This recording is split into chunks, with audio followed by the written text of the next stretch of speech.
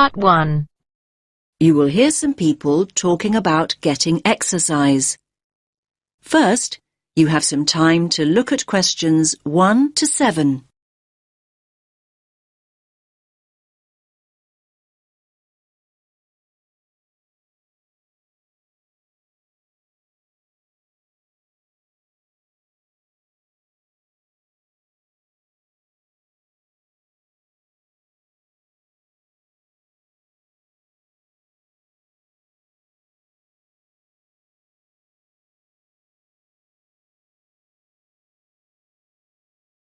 Listen carefully to the first part of the conversation and answer questions 1 to 7.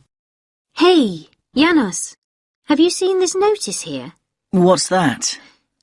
Join our mole walking program, Get Fit for free. Now I like the sound of that.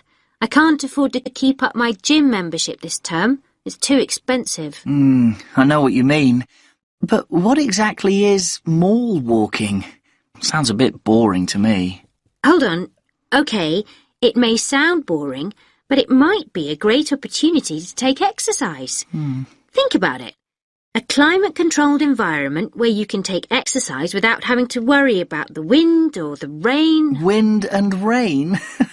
Have you actually looked at the weather outside?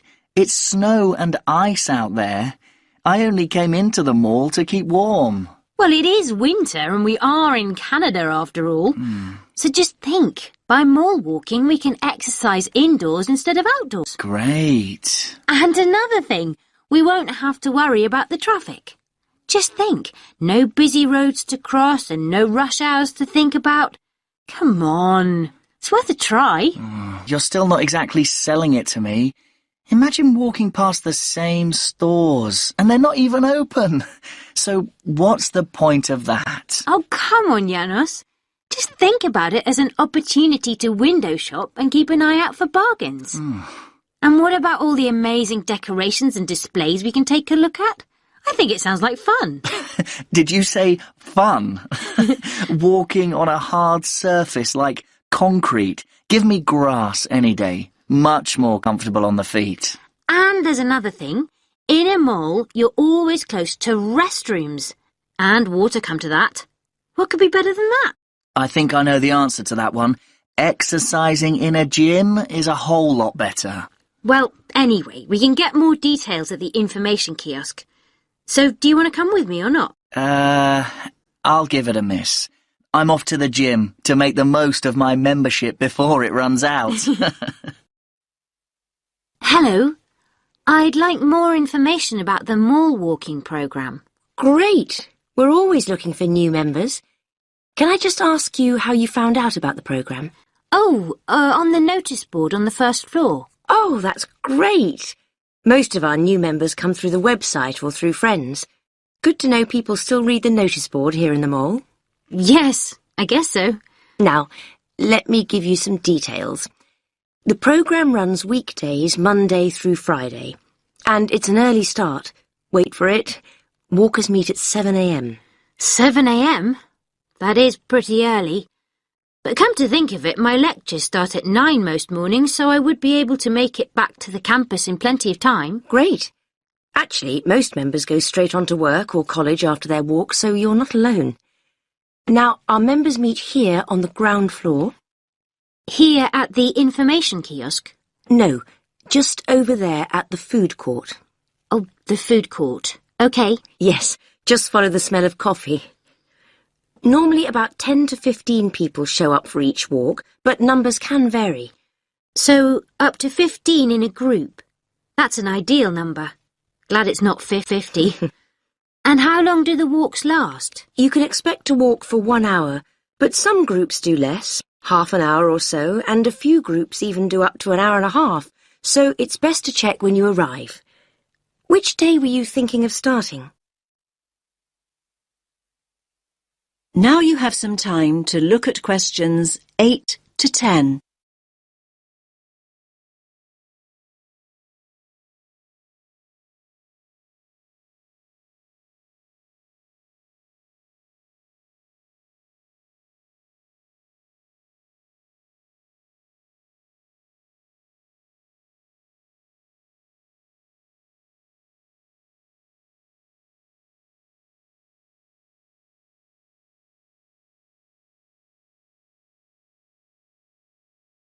Now listen to the rest of the conversation and answer questions 8 to 10. Well, next Monday would work for me. Morning lectures have been cancelled, so I would have plenty of time. Monday the 4th of February? Yes, that's right. OK. So let's get your details. Can you give me your full name? Anya Karchevskaya. Can you spell your surname, please? Yes. Karchevskaya.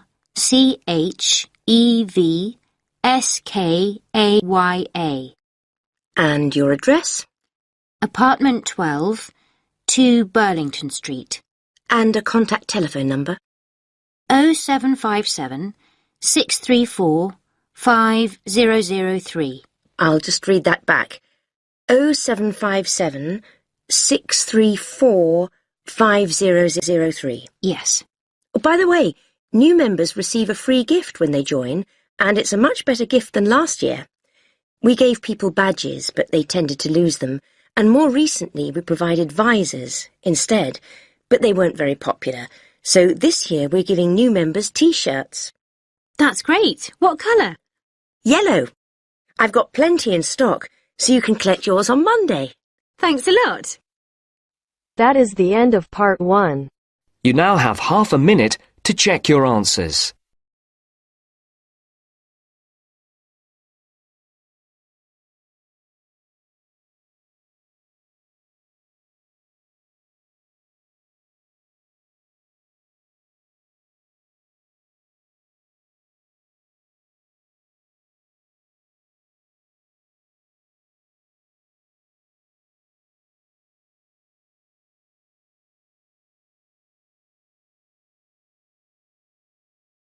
Now turns to part 2.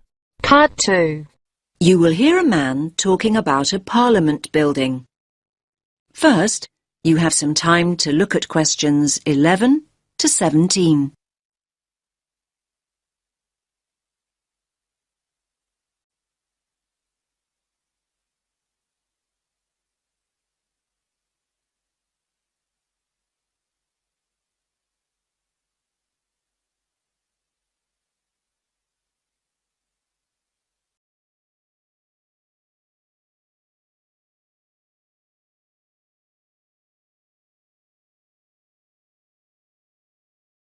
Listen carefully to the first part of the talk and answer questions 11 to 17. Good morning, everyone. Can you all see and hear me? Good. Now, my name's Dan, and I'm your guide this morning for our tour of the New Zealand Parliament. Now, we're standing in the executive wing of the Parliament complex. This is where all the government ministers have their offices and where the Prime Minister and the Cabinet meet. Now, most people here refer to this building as the Beehive, and no prizes for guessing why it's called the Beehive. That's right. It's shaped exactly like a traditional beehive, and it's one of the most famous buildings in Wellington. Now, I'll start with some background information about the design and construction of the building. It may come as a surprise for you to learn that the architect wasn't a New Zealander. No. In fact, it was designed by a Scottish architect, Sir Basil Spence. He designed the concept for the building during a visit he made to our city in 1964. His idea was that all the offices and rooms would radiate from a central core. Now, the Beehive was built in stages over 10 years. Construction began on building the underground car park and the basement at the end of the 1960s, in 1969. And over the next decade, the remaining floors were constructed. Yes, 1 decade later, in 1979, the first parliamentary offices moved in. Now, as you can see, the Beehive is pretty high. In fact, it's 72 metres tall. It has 10 floors above ground and an additional 4 floors below. So that's a total of 14 floors altogether. That means there's plenty of space for the many facilities available to the members of Parliament and ministers to use. These include a small theatre and a television studio. Now, if you'd all just like to follow me, we can make our way inside the building itself. Now you have some time to look at questions 18 to 20.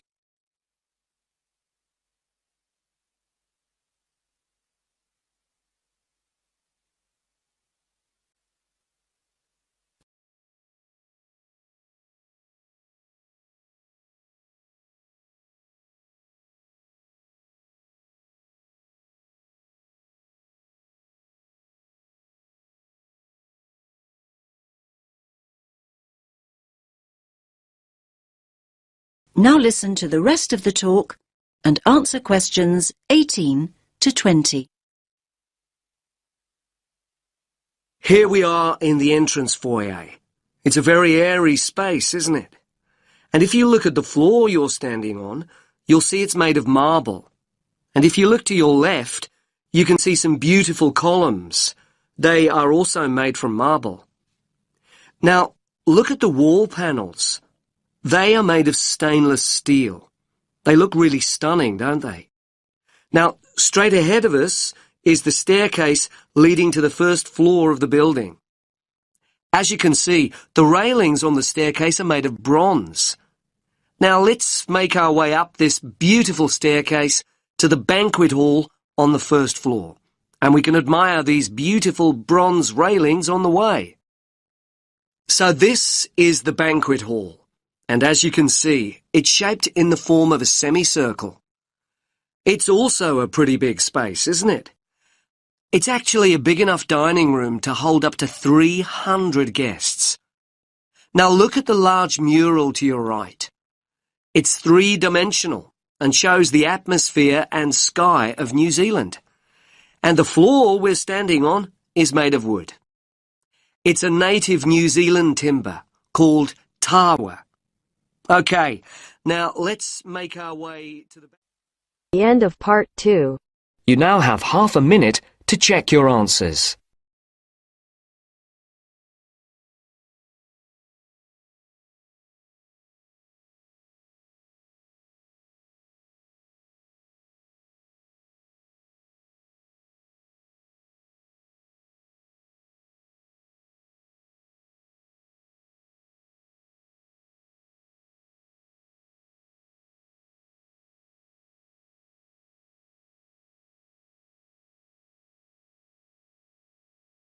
Now turns to part 3. Part 3. You will hear two students talking about reading. First, you have some time to look at questions.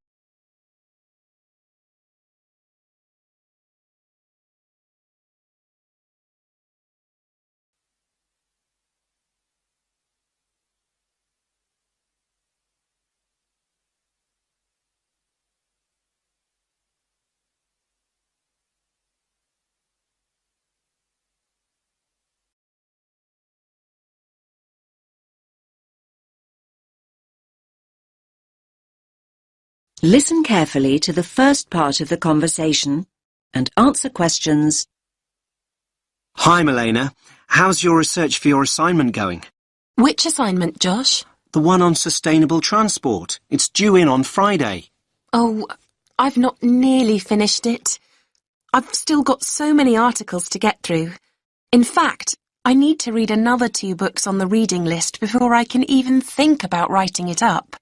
It doesn't help that I'm a really slow reader. Well, why don't you practice speed reading, just like me? Oh, let me into your secret. If anything, if I don't get a move on, my assignment is going to be late.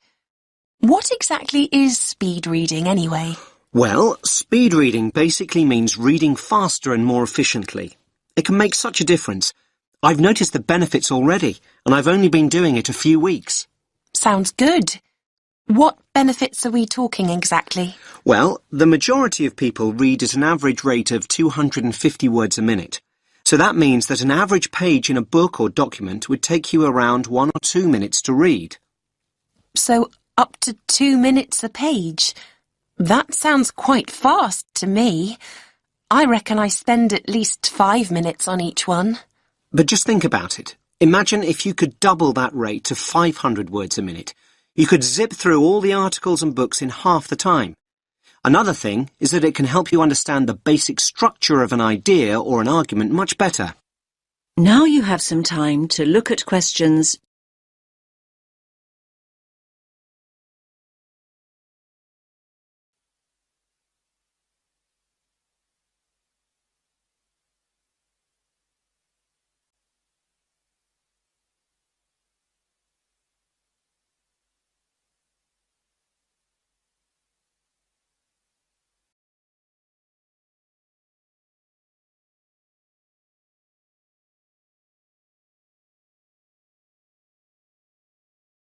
Now listen to the next part of the conversation and answer questions.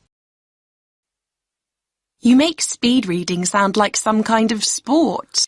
Well, actually, speed reading is a bit like playing sport. I like to think it's similar to running. Running? Much too fast for me. I'm more of a jogger. You're not selling it to me very well. Okay, but just think about what it takes to be a fast runner. You can learn the techniques, but to get really good at it and build up your speed, you really need to practice. But athletes train for hours every day. That's true, but your reading speed can improve if you practice a few basic techniques. The first thing to do is to actually find out how fast you're reading at the moment. So, time my current reading speed.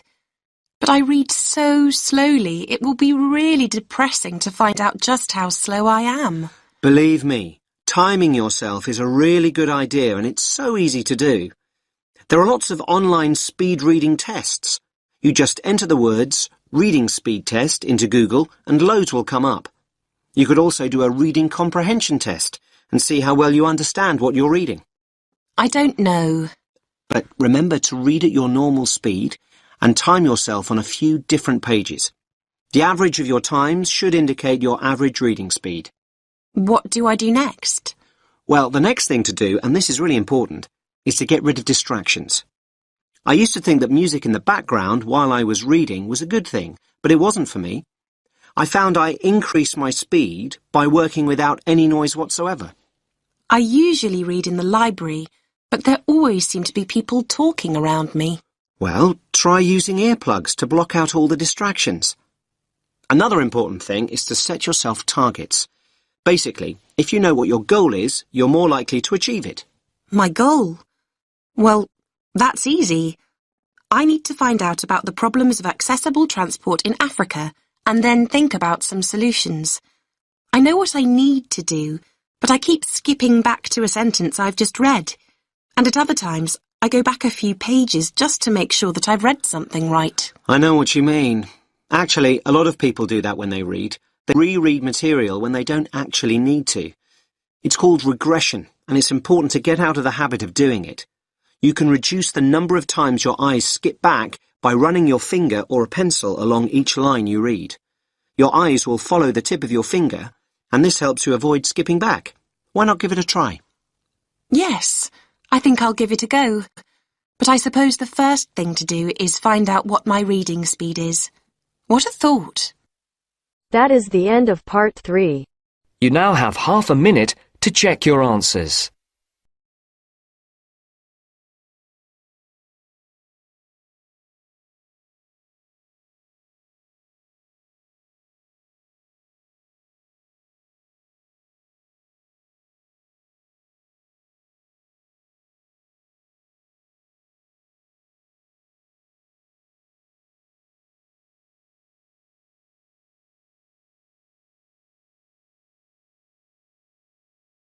Now turns to part 4.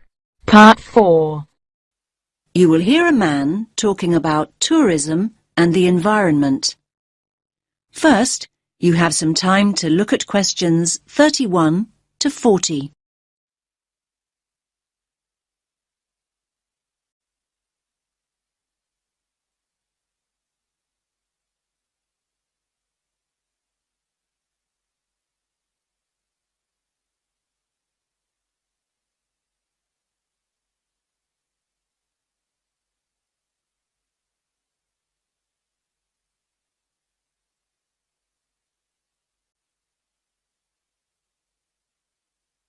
Listen carefully to the talk and answer questions 31 to 40. Good morning, everyone. Let's make a start. Now, over the last few weeks, we've looked at some key areas in the travel and tourism module. We've already charted the origins and development of tourism, and we've also looked at the negative effects of tourism on both local communities and the environment. So, in this lecture, we're going to focus on ways in which tourists can actually benefit local people and natural areas if they travel responsibly. And this kind of travel is known as ecotourism. Now, there's no one definition of ecotourism. In fact, it can be interpreted in a number of different ways. This means it represents different things to different people. And sometimes people misunderstand ecotourism altogether. They think of it as just spending time in nature or natural areas. However, the truth is far more complex. In essence, it aims to minimize the negative impacts of tourism that we looked at earlier on in the course. Problems such as litter and water pollution, crime and so on, and, at the same time, to encourage travellers to have a positive impact on the places they visit.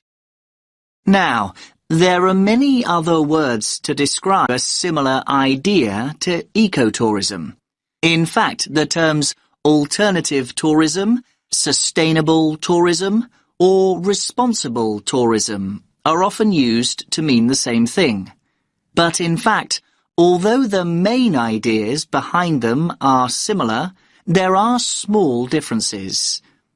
And let's briefly look at these now. Alternative tourism is any kind of tourism that is not mass tourism. And by mass tourism, we mean hundreds, if not thousands of people going on, for example, their 2 weeks a year beach holidays or traditional sightseeing tours. Alternative tourism includes travel such as backpacking and adventure holidays. And the term alternative also includes ecotourism, which is what we are mainly focusing on today. Now, what about sustainable tourism? Sustainable tourism has the same ideals as ecotourism, but it isn't limited to natural areas. So, you can have a sustainable tourist experience in a city or a town. And then we have responsible tourism. What does that mean exactly? Now, basically, this involves acting responsibly and respectfully as a guest when we travel overseas. And what do we mean by respectful?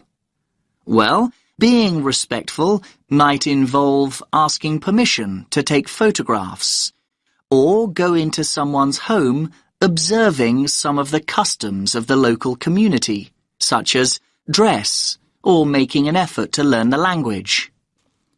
Now, ecotourism can be passive or active. So, what do we mean by passive tourism? Well, let's think of some specific examples. A passive tourist might buy their holiday package from a company that donate part of their profits to local charities. Or a passive tourist might book environmentally friendly accommodation. This means choosing to stay in a hotel which may use solar power as a source of energy, or changes sheets and towels for their guests less frequently. Now, active ecotourism's a way for people to enjoy everything that nature has to offer, and at the same time enable them to leave a positive mark on the environment. Now, this kind of ecotourist is sometimes referred to as a voluntourist. That's a combination of volunteer and tourist. You get the idea. Now, voluntourists prefer to experience a new place in an active way. And this doesn't mean sitting in a tourist bus or listening to a pre-recorded guide. Basically, they want to physically connect with the place they're visiting. And this includes connecting with humans and animals. Now, their approach to travel can make a real difference and can really benefit the places and the communities they choose to visit. Voluntourists often help local people construct and repair buildings, or it could mean being willing to help a community with nature conservation. So let's think of some specific examples of this kind of work in action. Now, voluntourists have helped local communities to plant hundreds of trees and installed identifying signs in the rainforests of Costa Rica. They've also helped with sustainable food production in Cuba, and in Jamaica, they've been involved in the cleaning up of local rivers. And in Thailand, they've worked on building ecologically sustainable reforested habitats. Now, some of the work that voluntourists do also involves looking after endangered animals, like the Giant Panda Project in Japan, or the Animal Sanctuary Project in Ecuador. Now, this work doesn't just involve interacting with wildlife, but involves educating local people about the need to protect wildlife. Now, before we explore wildlife tourism in more detail, does anyone have any questions? That is the end of part 4. You now have half a minute to check your answers.